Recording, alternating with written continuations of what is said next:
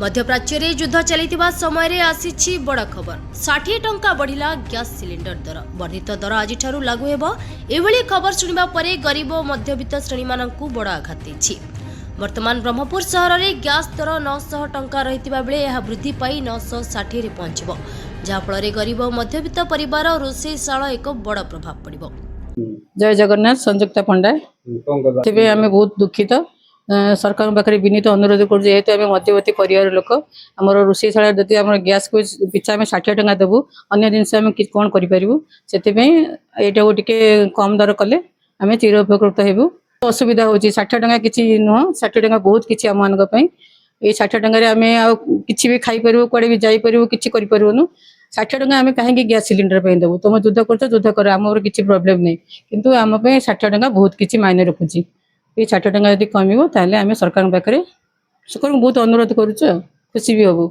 मु अनिल पट्टनायक निहती भाव एटा तो प्रभाव पकेब बिकज 60 टंका गोटे थर जदि गैस रे बढ़ी जाउची आम गोटे फिक्सड बजेट रे जो मैंने जाऊँ आम गोटे मिडिल क्लास फैमिली ऑलवेज आम गोटे बजेट कॉन्शियस रही था जो हठात कि 60 रुपीज जो गैसटा बढ़ी जाऊँगी तो आम गोटे बहुत बड़ मायने रखुची। एटा केवल गैस नुह, बर्तमान जहाँ आम परिस्थिति देखु युद्धर परिस्थिति जो देखु से स्केरसिटी भी देखा जाउची। जो स्केरसिटी आसला से सब जिनसर डायरेक्ट इनडायरेक्ट कस्ट गुड़ा सब बढ़ीज जमी इंधन कथा कहतु आदि गैस आ इंधन दुईटा जगह बढ़ीगला ऑब्वियसली सब जिनस डिपेंडिंग होची सब जिनसर कस्ट आम उपर निहती भाव एटा गोटे प्रभाव पड़ो।